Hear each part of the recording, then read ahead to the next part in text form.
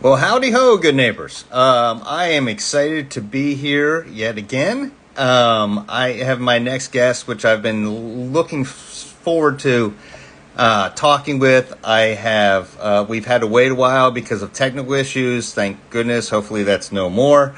And so I've been looking forward to diving in and getting to know Andrew. Andrew is someone I've been following, somebody who inspires me.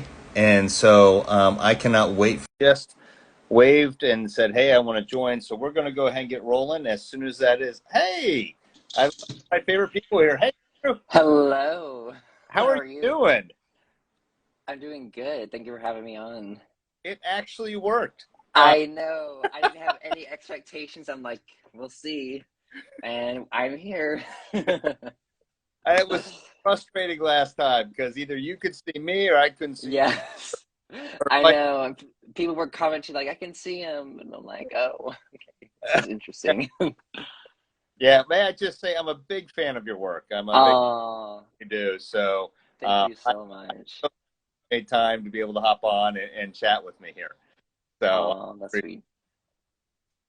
Okay. So, with that being said, I realize some of the people that may follow me may not follow you, and that's a shame. Mm-hmm. No, we're going to Yeah.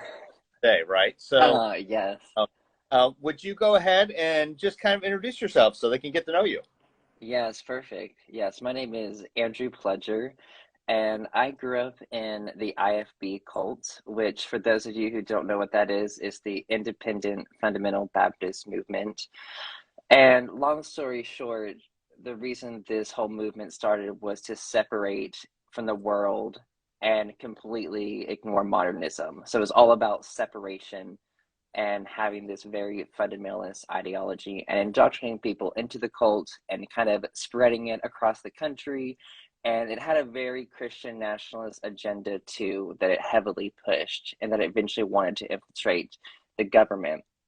But so yeah, I grew up in the IFB, and my dad was a pastor for years in an IFB church, and my mom was a Christian school teacher. Both of my parents graduated from Hiles Anderson College, and for those of you who don't know what that is, it is a crazy fundamentalist college.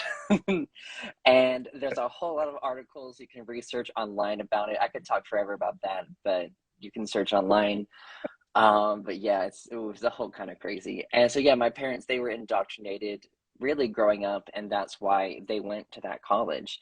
Now, it was interesting because my dad eventually dropped out of the ministry after a few years because he was so miserable in it. And I really think that he was coerced a lot into really going into the ministry. He felt so much pressure. And when he felt like, wow, this is actually not for me, he quit. And it's interesting because he's never talked about it ever, and the only thing I've heard about it is from my mom. But even though they quit the ministry, they were still heavily indoctrinated into the IFB movement, so they just went to another IFB church.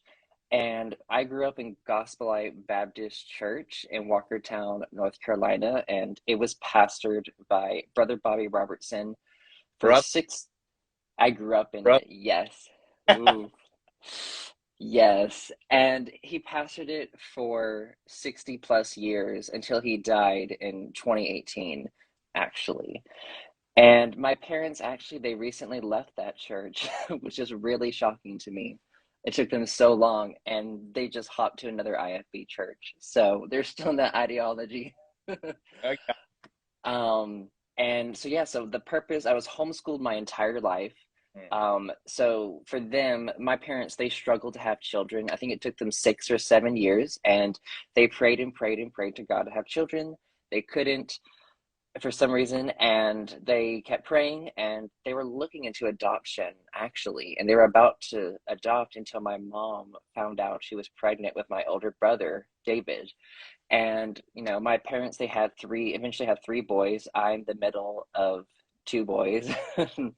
I am as pretty cool. Oh, that's nice. Yeah. Oh man. Middle child. But yes.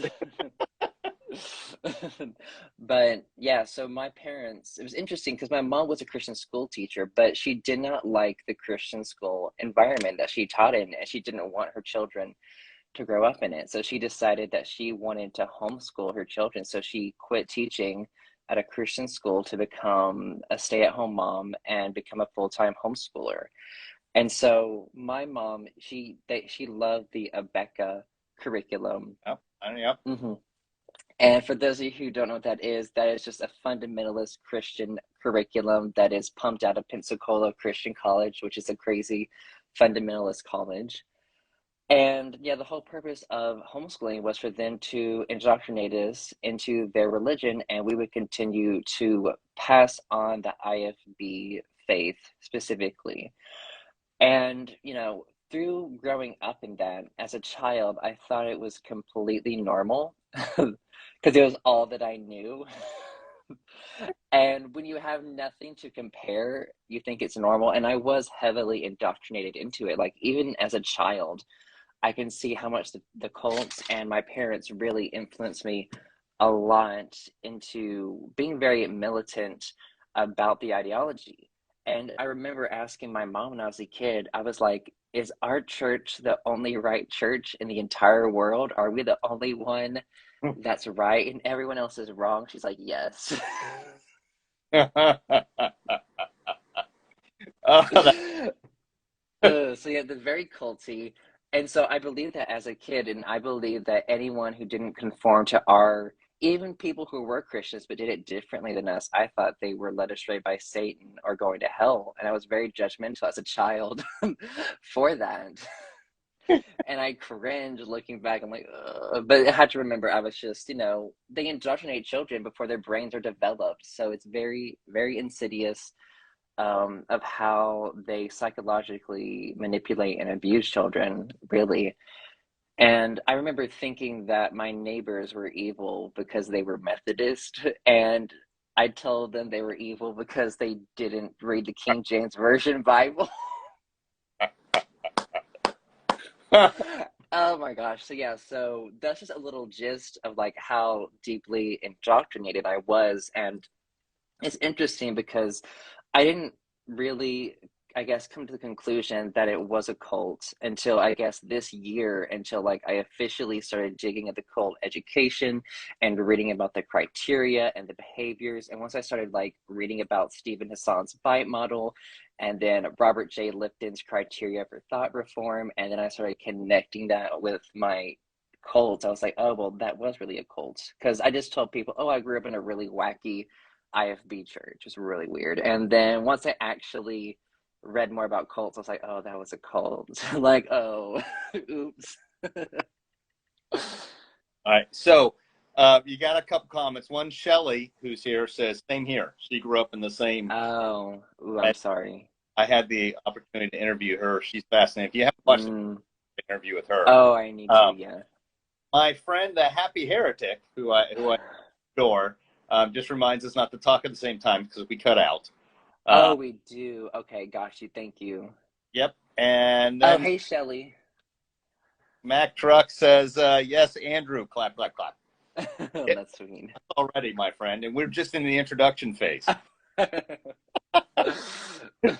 Awesome. So knowing how crazy Mhm. conservative your life was, all right, growing up, when did you start to say, hey, maybe this isn't for me?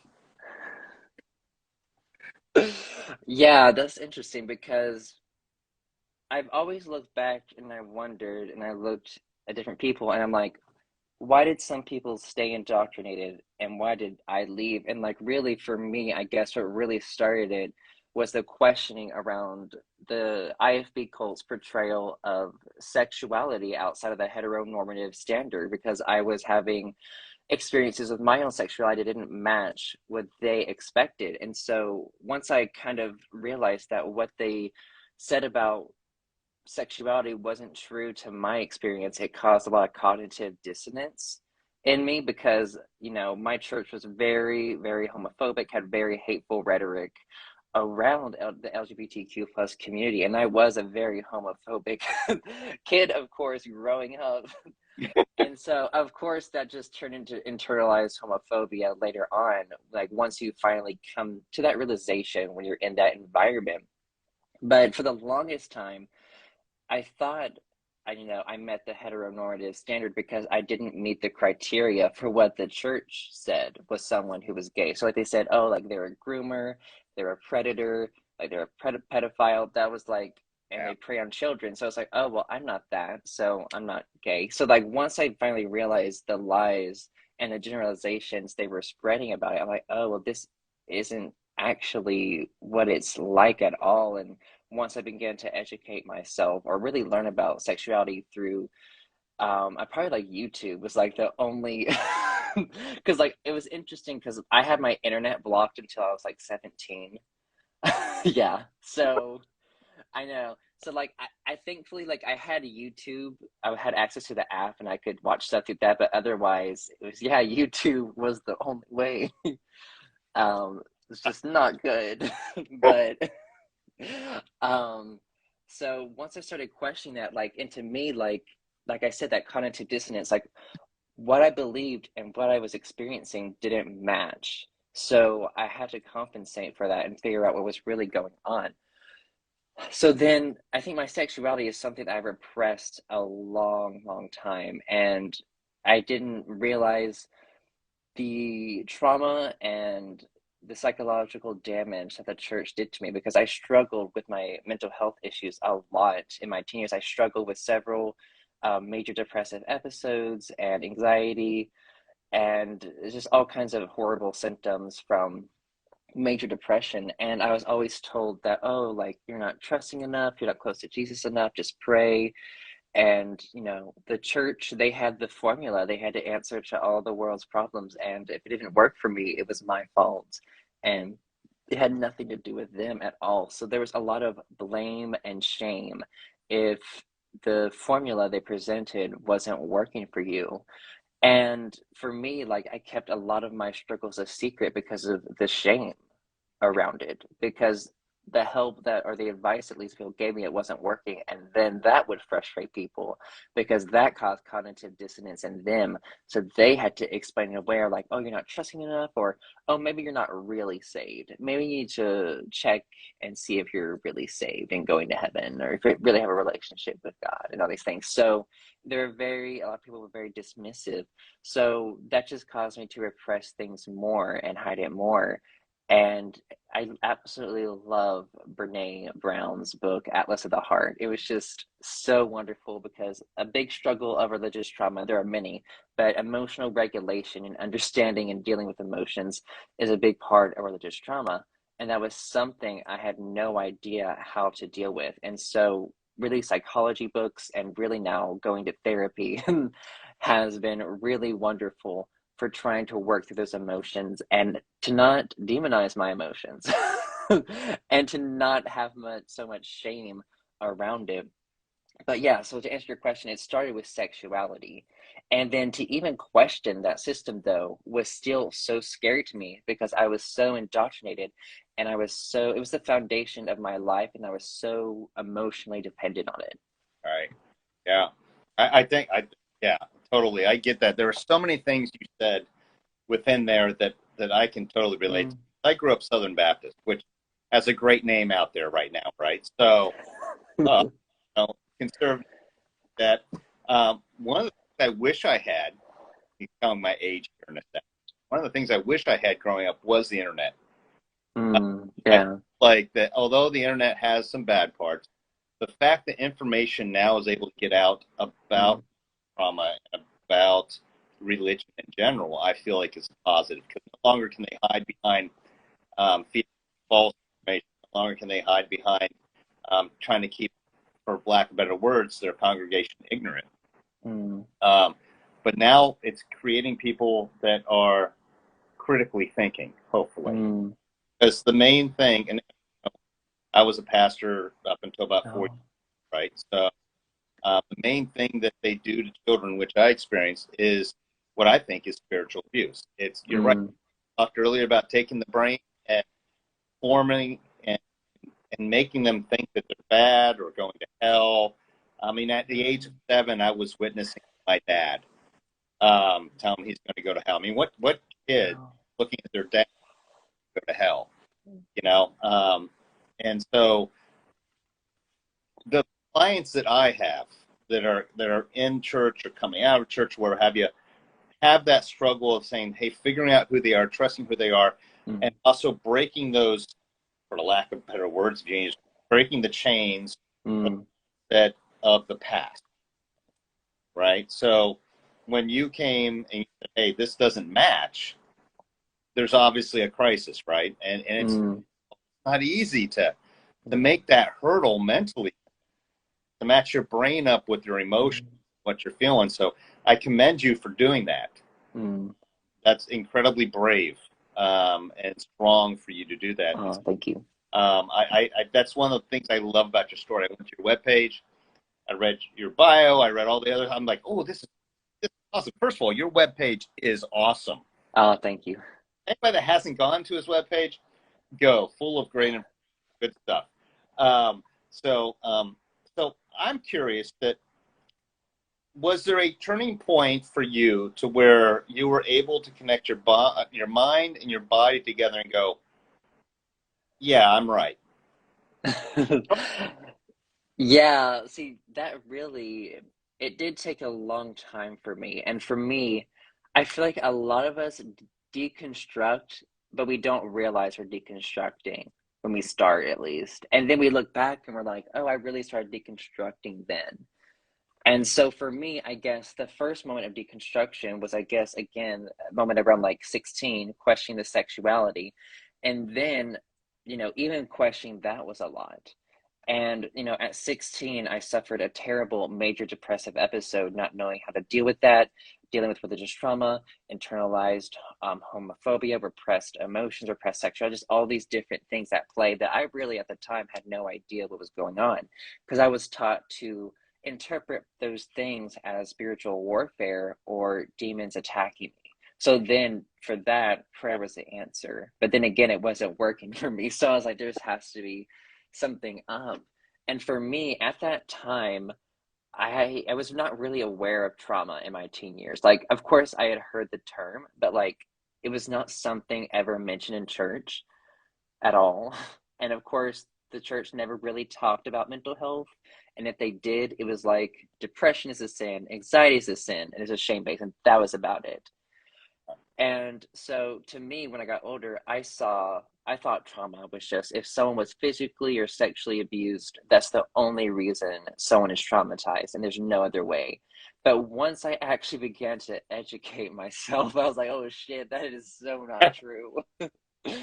Like psychological abuse is a thing, emotional abuse is a thing, spiritual abuse is a thing, but of course they don't ever talk about this in the church because they are the perpetrators of a lot of those abuses. Right. And they don't want you to wake up and call them out. They don't want to be held accountable for anything at all. So for me, I think it was a little once I got through that depressive episode, and like there are different coping mechanisms and things that automatically develop, which I talk a lot about. And it's just one of the major things for me to cope was that my mind created a different identity because I couldn't stand the thought of being me because it was so repulsive to me, too much psychological discomfort. And I talked to my therapist about this. I'm like, is this a personality disorder? Like, what is going on? This is crazy because I would live my life thinking I was someone else. And then when I would like come home and look in the mirror, I would kind of be shocked because I had a different idea of who I was. But my therapist said that was just my brain's way or mind's way of like coping with the trauma, and coping mechanisms are meant to keep you alive, and that kept me alive, even though it was really hard to deal with. And thankfully, I don't struggle with that anymore. But that was just an example of an extreme coping mechanism or psychological issue that happened as a result of the trauma. But as I got older and still struggle with depression, I just started to question fundamentalism as a whole, just period. And I remember, I think I was around 17, and then I finally got internet access. And I just started going on Amazon and looking for books on like the dangers of fundamentalism. And I wish I could remember what the name of this book was. And I've looked and looked for it, and I just haven't. I would recognize the cover if I saw it, but I don't know the title. But I've looked for it. But it was a book on fundamentalism and why it was harmful, and just it was fundamentalism as a whole in any religion or belief system, like political, religious, or whatever. And I remember I ordered the book, and I think at that time I was really ready to start dissecting and deconstructing Christianity, even though I wasn't aware of that term at the time. Like I was just trying to deal with the what I didn't realize was the trauma and then the cognitive dissonance, really, and try to get the emotional hold that this religion and belief system had on me to release it. And so my dad saw that I ordered books, and he's like, "Oh, what books did you order?" And I was like, "Shit." I was like, "This is not going to go." I'm like, "Oh, just some books on fundamentalism." And he, I opened he had me open the package, and he saw it, and he saw the book was about the dangers or something, or the harmfulness of fundamentalism, and he was really bothered by that. And he's like, "Is this written by a Christian?" And I was like, "No." He's like, "Oh, well then they can't interpret the Bible correctly. They're not legitimate. It doesn't matter what they say. They're blind to the truth. They're sinners or whatever." So we had this very cultic mindset, this us versus them, like, "Oh, well, they're not a part of us, so they're bad, and they're not like anything they do is just illegitimate." And so I'm like, this is just on fundamentalism as a whole. I'm like, this doesn't even dig into the Bible. It's just the mindset of fundamentalism. So that's not what this person is doing. And so of course it's obvious my dad wasn't educated on fundamentalism and other religions. He just saw it as a part of his own, at least exclusive to his. And so he still is like, no, he's like, "I'm not going to let you read that because I don't want you to destroy your faith." And and really, he was worried about his faith. He was worried about the questions that I would ask Yeah. and the questions that it would raise. And he took the book away from me and said I can have it. And I was really mad because, I spent money on that book to buy, and I was excited and I wanted to learn. And I even said to him, I'm like, if your approach to religion is right, there shouldn't be anything to worry about. But if it's not, then yeah, that's a red flag. Like, and he didn't really say anything to that. He just took the book. And eventually, when he was gone at work one day, I just went through the house and I finally found it. He was terrible at hiding things. So bad at hiding things. So I found it like within a few minutes, and I put it back under my bed. And the fact that he was so scared of the book made me scared of the book because I was still so emotionally dependent on the religion. And so it took me like a few weeks when I finally read it. And I remember some parts of it talking about, especially like the us versus them mindset and the dehumanizing of people outside the religion, and how fundamentalism justifies so much violence, like the end justifies the means for them. And I'm sure there were a bunch of other things, but those are the things that really stood out to me at 17 years old. And I started connecting that with my religion, and how there was so much justified for, number one, forcing fundamentalist Christianity, infiltrating the government with it, and justifying so much violence in the Bible of like, oh well, they weren't believers, so it's okay. It's okay that God flooded the entire world and killed all the children, men, babies, and all that stuff. They were evil, wicked sinners. It was fine. But fuck abortion, no. It's like all the cognitive dissonance is just it's like so, and as I got older, and there were passages in the Bible that really bothered me when I was a believer, and I would just avoid them, and I would just do the typical cherry picking of going across the very pretty verses in the Bible and just ignoring a lot of it. And so for me though, that still it caused so much cognitive dissonance and just discomfort to question that, because I was becoming the evil one that they talked about, the questioning, the doubting.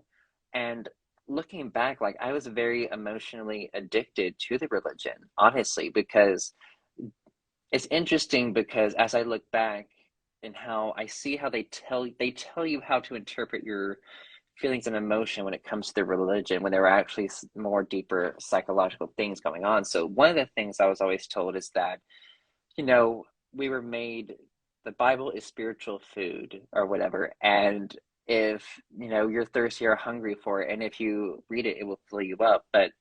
And I did get emotional or spiritual, I don't know, emotional, psychological benefit from it, because the fact that I believed that there was some kind of God who actually cared, and that because I believed that this would actually make me feel better, it was a placebo effect Right. type thing. Now that I look back, and they said, yeah, they're like, if you feel better, you're not reading the Bible, like your spirit is dying. And like that was hard for me to deal with because I did feel more depressed when I didn't, I guess, read the Bible, or it was really like trying to focus. I guess in a sense, it's like the Christian version of like positive affirmations, I guess, focusing on the Psalms or whatever, some pretty verses in there. And it's just you're hyping yourself up emotionally and psychologically.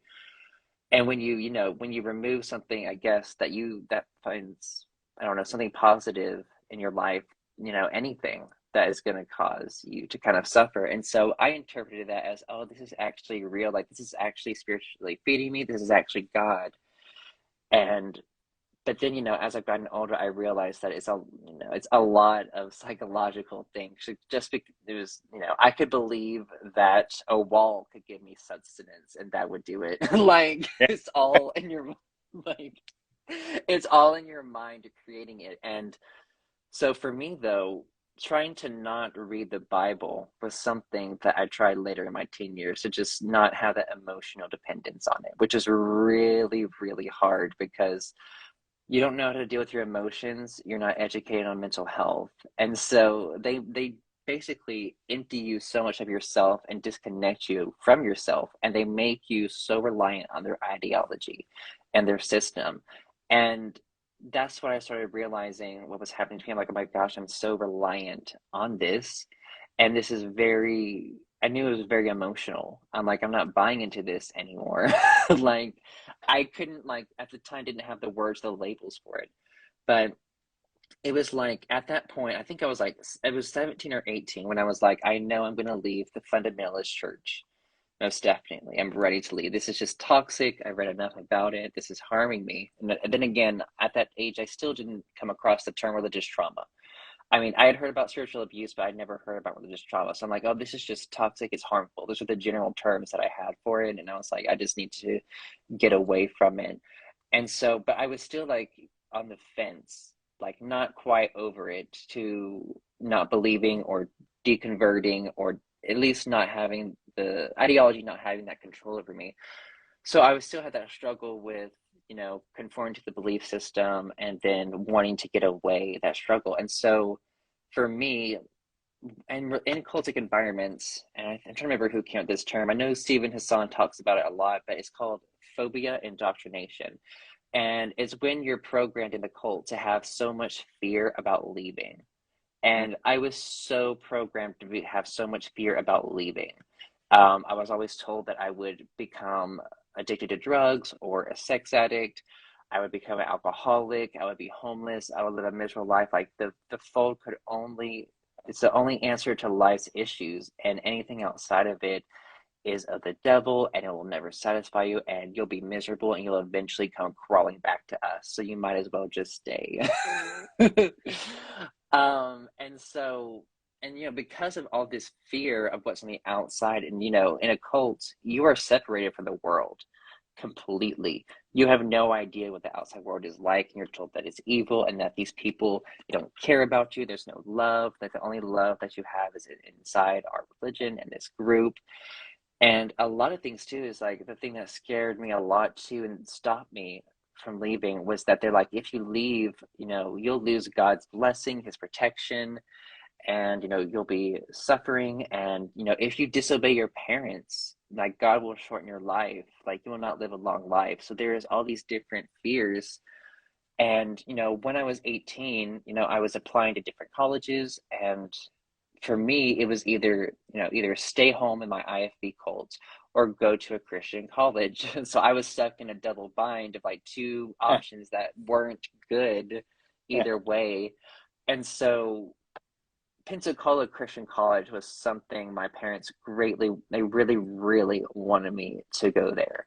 And at that time, I'm like, oh my gosh, like it's just another cult. Like this is not going to be fun. And it would have, to me, Pensacola would have been worse than being at home, because at Pensacola, I mean, it probably would have been about the same, but you were on campus arrest, really, once you went to school there. they have their own church that all the students have to go to. You can't go to a different church. You have to go to their church that pushes their own ideology. And you can't even leave the campus during the day without like either going with someone to just go to the grocery store or something.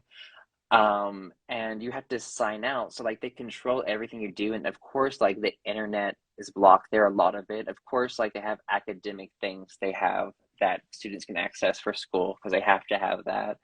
But a lot of things are really blocked. So it was like I'm just going to an environment just like my home life, but my parents aren't there. There are other parents watching over Yeah. me, really, other people. So I really didn't want to go to Pensacola. And like, number one, they didn't really have anything I was interested in there.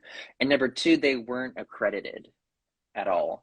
Yeah. And so I'm like, if I'm going to go to college, like my credits are going to be worth something. And I think sadly, a lot of people are stuck for so long in these cultic environments is because they get degrees from these shitty Christian universities, and Christians are the only ones that can really hire them.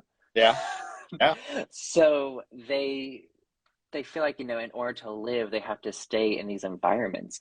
And so for me, I was like, well, like if I have to go to a Christian college, like the education is going to be worth something. And Bob Jones University is not something I really thought of. And I know. And once I started looking into it, I'm like, okay, well, they have more majors than Pensacola. They're actually accredited. I'm like, I looked at their rule book. I'm like, they're still very strict, but they're less strict than Pensacola. And, I convinced myself, I was like, yeah, I'm like, just 4 more years and you'll get out. It's fine. 4 more years. And I was really, really upset about going to the Christian college. And, it took me a long time to be vocal about it because it's really hard when your parents raise you in this fundamentalist Christianity and they constantly tell you, oh, I pray that you be a full-time Christian the rest of your life. I pray that you stay in the church and you become a Sunday school teacher. So there's just all this pressure. And I remember my mom saying to me, she's like, oh, I'm so, so glad to have a child that wants to go to a Christian college. It's such a relief. Oh, so refreshing. And of course, I'm like, oh, like, don't say that, please. Because, like, internally, I was like, I don't want to go to this place. And so eventually, but a couple of months before going to really, because I applied to Bob Jones, got accepted, and like, honestly, they'll accept you if you just say you agree with their beliefs. Like, they'll accept you, basically. Yeah, so that's why I was able to get in. I just made it some bullshit stuff. Shoot. I was cringing so hard during the application. I was like, oh, it's just such. But I gave them what they wanted to hear and I got in. So, um, but, for me, a couple of months before going to Bob Jones, and this was before the fall of 2018, it was that summer. I talked to my mom. I'm like, I don't think I'm going to have a good time at Bob Jones University. And that was when, I came out to my mom and said, I think I'll be harassed. I won't fit in. And, she just didn't know how to cope with it. And I even like started opening up to her about my doubts about like the Bible and about a lot of the violence and issues in it. And that just made her really, really livid and angry.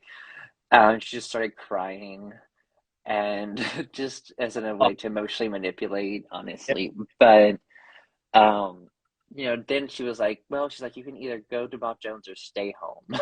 And I was like, shit, we're back at where we started.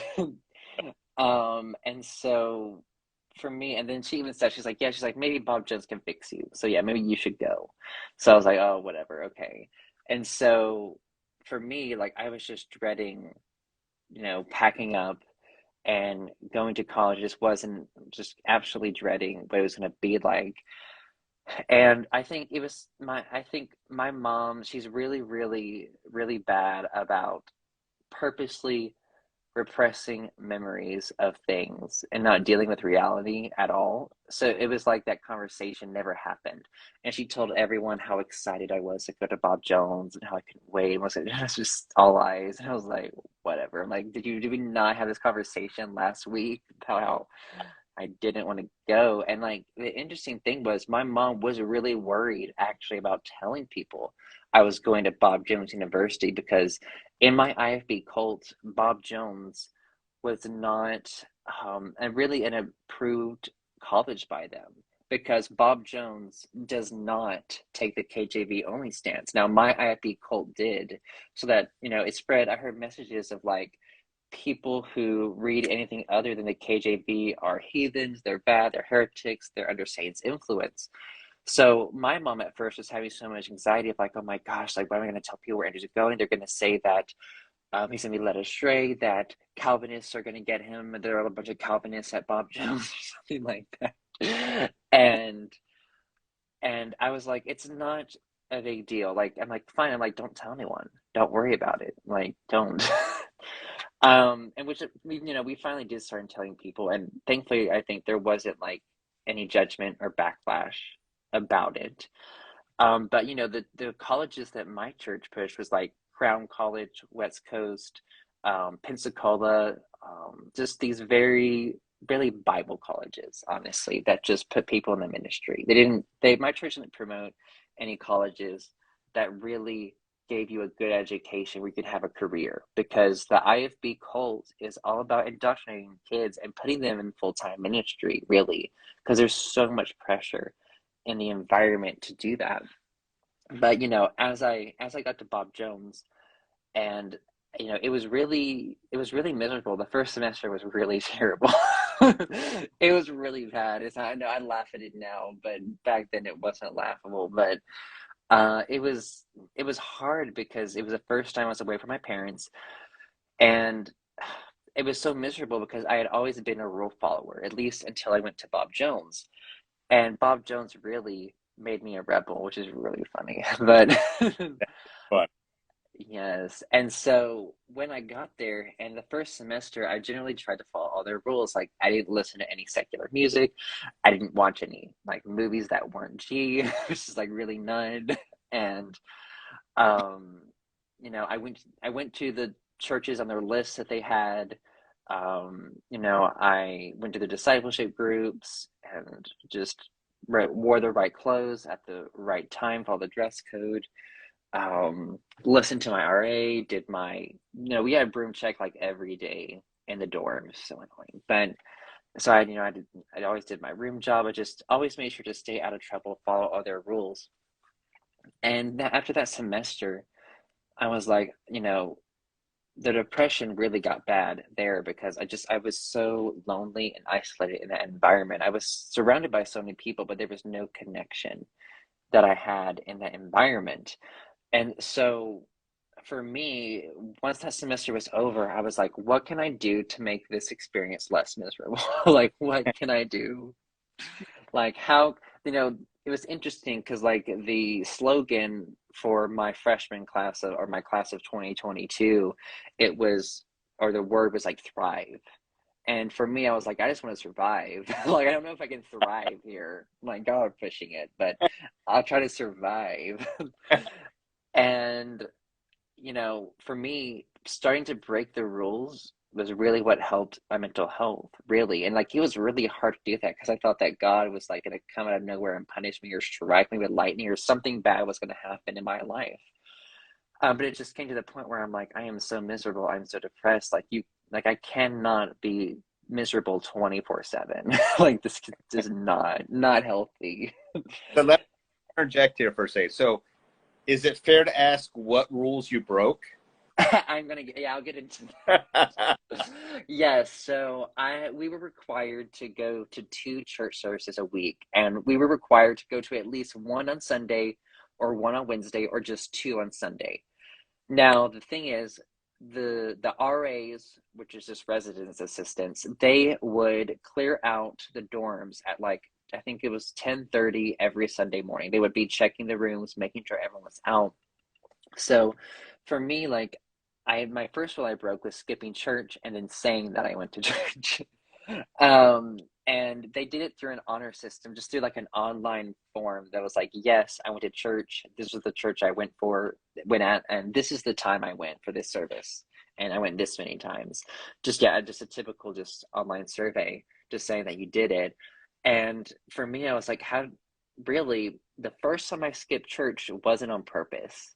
It was funny because I actually slept in and I woke up and my roommates are gone. And I'm like, what time is it? And I hear the RA walking down the hall. Like you can hear the doors opening and shutting as he's going into every single dorm room. And I'm like, what am I gonna do? Like, I'm a freshman, I'm gonna get caught not being in church. I'm like, I'm sleeping in. I'm like, oh no. So thankfully I was able to like push my mattress out, probably like a foot or something, and I slid in between the wall and the bed. I was gonna ask you if you like hid under the. Yeah, I did. And he came in and I just held my breath. I was like, please leave. And they don't check their rooms thoroughly. They just check the top of the beds just to make sure no one's sleeping in and they leave. So he left and then I got out from under the mattress and I'm like, whew, it was really scary, honestly, at that moment because I'm like, oh, am I gonna get so many demerits or what's gonna happen? I might have to go like to student life and meet with someone and talk about this and have a spiritual counseling or something because that's how seriously they would take things like that if you didn't conform to the spiritual agenda. And so once that happened, I mean, it was honestly really fun to break the rule. It was quite like a high for me. I was like, oh, like this is really fun. And so from then on, I continued to skip church, but instead I would literally hide in a closet to as I heard them walking around the room, they would leave and I would go back and sleep in.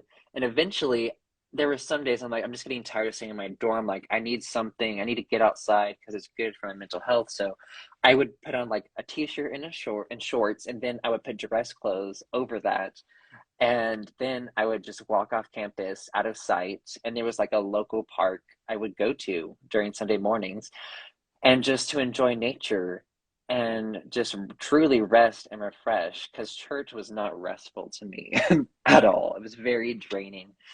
And for me being in this very conservative environment, there was just, I always PTSD symptoms trigger whenever I walked into a church. So that's really hard to deal with. And, that was because of my religious trauma. And so that second semester, which I think it was the spring of like 2019, I just continued breaking more and more rules. And I was like, it was nice to skip church, but I was like, I actually need a community though. Like, yes, it's nice to skip, but I need a place where I belong. And, that semester, I did struggle terribly with a lot of depression still. And, I became very suicidal because I was harassed a lot from other people on campus because of my perceived sexuality. And like, I didn't know how to deal with it. I dealt with a lot of harassment on my dorm floor from other guys. So it wasn't even like safe in my dorm room where I was at or my floor. So I was like, oh my gosh, like, what is happening? So, you know, for me, like I didn't see any way to escape this environment because I was still so emotionally dependent on it, still so indoctrinated, still on the fence about it, and all my connections were in it, all the people I knew were in it. And so yeah, I became very, very suicidal and and just, trigger warning for anyone. I know this can be a lot for some people. But yeah, I eventually I it was just this essential feeling of like I'm not going to live tomorrow. Like I'm not going to be here anymore. It's just really a weird feeling. Like my life is already over or something like that. So it's intuitive. And so I began making a suicide video, basically, that I was going to send out and then kill myself. And it was the first time when I made the suicide video, it was the first time I ever verbalized anything that I went through. Everything that I went through, I had internalized and never spoke up or spoke about it out loud. And so once I did that, it was crazy to me how much better it felt to verbalize a lot of things. And so, I was still obviously struggling with mental health and it was in a crisis. So I called, the Trevor hotline, which is great for LGBTQ plus people struggling with mental health. And they really helped me through the situation. And I think that was a big moment in my life when I'm like, I am claiming my autonomy. I'm going to make decisions that are best for me. I don't care what this cult has told me, what this religion, this isn't working for me. I'm like, I need a community. And, I decided to start going to liberal churches that were a no-no at Bob Jones. Like liberal churches were like on a blacklist of like, you're not allowed to go to these.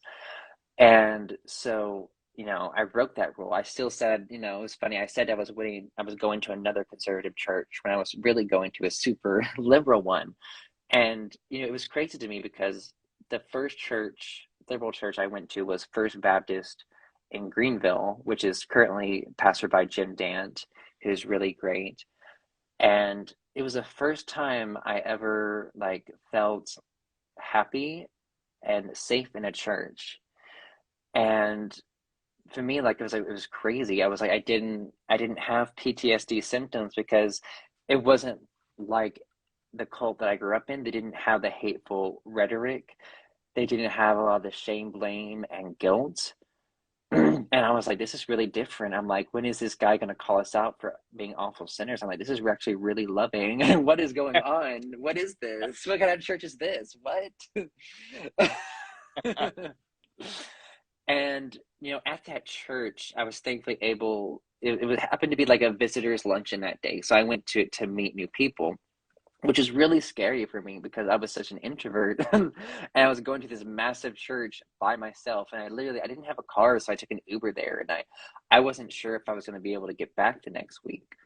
And so once I went to the luncheon and I met some people, I met this family, a mom and her daughter, and we started talking, and I told them about my situation, and they were like, "Oh, well, we live right by Bob Jones, and so if you want us to take you to this church every week, we can do that." So it was just so great how that worked out. And so every week from then on that semester, I started going to church with them. And eventually they gave me a key to their house and they would let me come to their house and they were gone at work just as like a safe haven during the day to get away from Bob Jones and I could actually watch TV at their place and not worry.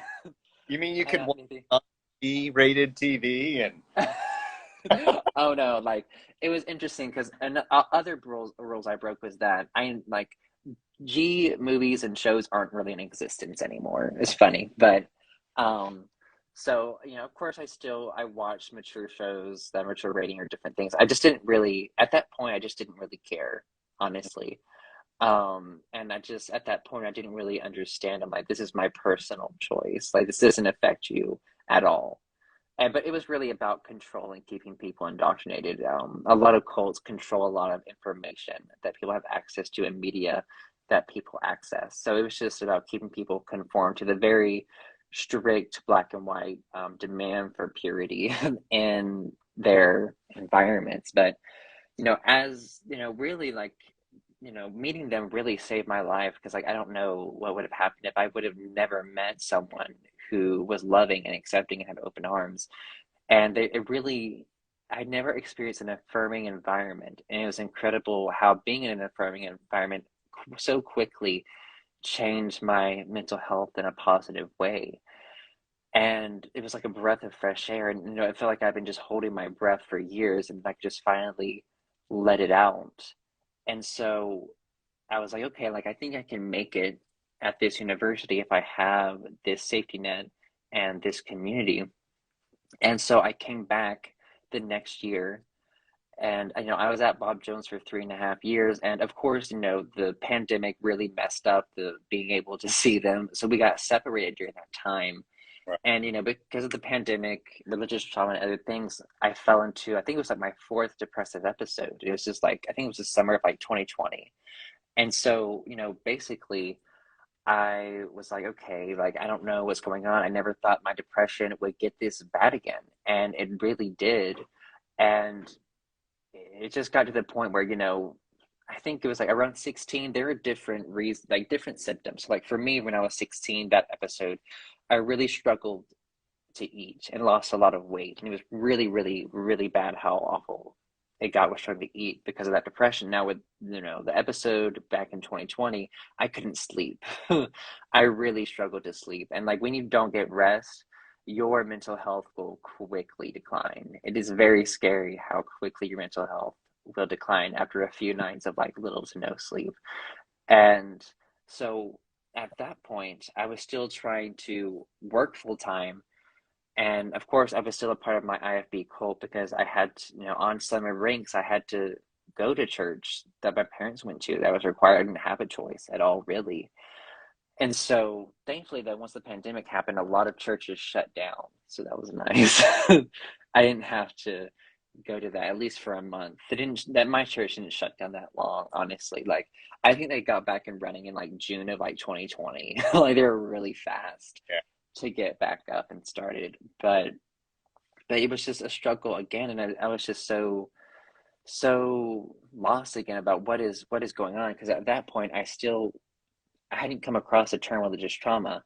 And I think it wasn't until early 2021 that I really came across the term religious trauma. But, that summer of 2020 and then the fall, I started my junior year at Bob Jones struggling with depression.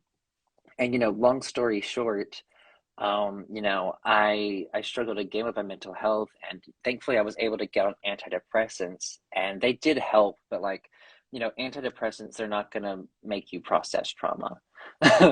Then Yeah. they weren't gonna do that for me and for anyone, and so it was just trying to cope and like cover it up, and it did help me get through a lot of things. But my mind my mind and my body were telling me that, there were real issues going on and I needed to deal with them. And, at Bob Jones, there's no legitimate mental health help. It's only biblical counselors. And so I didn't want to go to a biblical counselor because I don't trust it at all because it's not based on science or evidence whatsoever. It's just belief that it will work. And then again, if Right. it doesn't work for you, it's your fault. And then again, it's all that shame and blame that happens so much. And so for me, I was like, you know what? Like, I'm desperate. And, I talked to my mom. I'm like, I want to see a therapist, but, I don't have a car. I don't know about insurance. And I'm like, the biblical counseling is free. So you get what you pay for. Uh, and I was like, you know what? I'm expecting this to not go well, but if this person will just listen, if I can talk, that would be nice. And so after telling this person a lot about what I've experienced, they basically blamed me for a lot of the things that happened to me. They were like, oh, I see you're paying for your sin. Just because the fact that I existed, a lot of these terrible things happened to me and things that people did and experiences in the church. And so after that, I think that was like the last straw for me. And I think that was when I really began to be serious about finding out the root of this, really. And I think it wasn't until early like 2021 that I found the term religious trauma, or in 2021 sometime. And it was just such a relief to me because I finally found out the issue and I'm like, okay, now I can find a solution. And it was a relief because there was so much weight and shame put onto me. And then now seeing this lifted that off a lot. And it's like, oh my gosh, this is what's really going on. And the term and the symptoms, it really scared me because I'm like, I don't know if I can actually, like, what if this is too much to deal with? Like, what if this is too emotionally too much? What if I just start slowly digging into this and then it just opens up this whole can of worms and all this terrible things surface or emotions? And it really scared me, and I underestimated the power of trauma. And so I was familiar with religious trauma, and I'm not going to dig into that yet because I don't want to. And really, like, my mind forced me to do it. And so it wasn't until the end of my junior year, I think, was I was in biblical counseling, which is still kind of a part of that biblical counseling thing. And when I first talked to the counselor and he found out that I was like so frustrated with Christianity and I'm like, this isn't working, I'm so done with this. He was like, oh, well, it doesn't sound like you're saved, so I can't help you. I can't counsel you. So bye. So he wouldn't counsel me. And so I had a very emotional experience my second semester at Bob Jones of a salvation experience, which is really, it was emotional, psychological. And it was like the fifth or sixth time in my life that I had gotten saved. And you do it so many times because they make you doubt it so much. Even though they tell you you're secure in it, then they tell you, oh, well, you do this, this, and this. You Yeah. might not be safe. So there's so much doubt around it. And, you don't want to risk burning for eternity. And so, once that happened, I realized for the first time, really, I'm like, oh my gosh, like this is just emotional. This is psychological. There is no actual change. Yes, there was a nice emotional high for maybe a day or two, but that's about it. And so, but I didn't tell this to that guy because I knew if I said that, he would not counsel me anymore. And like, what he didn't know was that I wanted to be discipled because I generally wanted to learn a lot about Christianity in a concise way, and really based on my counseling with him, I'm like, I want to make the decision whether to stay or leave, or whether this is actually worth it. Is this actually beneficial in any way? And so after the discipleship of like a semester of it, and he eventually wanted to change the discipleship into conversion therapy, really, because he said, because I had the Holy Spirit inside of me, anything was possible. My sexuality would be changed, and knew that was hogwash. But I'm like, let's just focus on discipleship for now. So at the end of the semester, when he wanted to change to conversion therapy, internally, I made the decision. I'm like, I had finally gotten over the fence, and I was like, I am going to deconvert. And I'm going to do everything that I can, because I really jumped into the deep end with it. Because I'm like, I'm tired of like walking around it or just dipping my toes in it. And I jumped in the deep end of the pool and just dug right into deconstruction and to deconversion. And for me, a big foundation to the faith was the inerrancy of scripture. And so once I could easily find out that the Bible had a bunch of errors, that really shattered a lot of the faith. And it's like, because it was built upon that. And really reading about mythology and stories that had been rehashed before through different cultures and religions, it made me see that this is just another expression of that, and that it wasn't original or historical. And I still saw value in it, but just from a completely different perspective than oh, this is absolute truth. I'm like, no, this is a result of culture and years of storytelling, and there's a lot of cool meanings and interpretations of different mythologies that you can apply to your life. But fundamentalists hate that because it's not certain, it's not black and white, and it's not literal. So they try to dismiss or ignore previous mythologies from other cultures that have been rehashed over time. And I think for me, learning the psychology behind religion and these experiences that I've had, and once I actually understood what was going on, it was still hard, because I still experience that cognitive dissonance, because once I finally debunked all these different things, I officially, like, I think it was really in, like, I guess the fall of 2021 that I officially, I'm like, okay, I've deconverted, but there's still that trauma that gets triggered by certain things. Like, even though I don't believe in hell, I still get triggered with the fear of hell from certain phrasings or things that I hear, sometimes some things I see online. And it's something, I'm working through in therapy. It might take years to lessen those triggers at least. Um, but for me, my mental health did become so much better once I really started digging into the religious trauma. And I did that through, I was a photography major at Bob Jones. And so I created a photo art series on religious trauma, and I used it as a way for schoolwork and to also explore my trauma and express it through art. And also I've been working on a book since I was 19 also, which writing has been so, so great for me to write out my story and to really help process it a lot too. And so, Here, you let know, me real quick. I don't know. I just need to ask you. I have heard that they cut off IG lives after an hour. Is that right? I don't know. What time is it? We got 2 minutes. Okay, got you. This is what I'm thinking. Okay, what I'd like to do is schedule Yeah. the second half. Oh, yes, Okay, got you. I don't want to rush you. I don't want to, but I've heard that they cut it off in an hour. I have to do my research, but I don't want to lose what you've said. Oh, got you. You know what I'm saying? Okay, Uh, perfect. Okay. but I do want to encourage everybody who's listening to this and everybody that will listen to it. Um, if you don't follow him, give him a follow. Oh, Um, thank you. go to his website. If you're looking for help, go to his website. If you want to sign him up as a speaker, go to his website. I mean, the Hmm. information is all over there, and Yeah. um, I'm fascinated by it. So I was thinking that maybe we could do a round two and talk about the trauma aspect moving forward for you, Yes. Hmm. right? Uh, Uh-huh. I'll reach out to you and schedule that Oh, as perfect. I got to say I'm a huge fan. I love Uh, the story not because of the pain, but because uh-huh. of overcome. Uh, Yeah. and you did the work to really Mm, get into your true self. yeah. So um, I can't thank you enough. Uh, Uh, I mean, I will line up another one because I want to hear the rest of it. Oh yeah, I know. You know what I'm Thank saying? you so much for having me on. I've enjoyed this. Anytime. Once again, give him a follow. He's amazing. Thank you Oh, for your time. I appreciate it. of course. Awesome. All right, I'll see you soon. We'll see you part two. Bye. All right. Bye bye.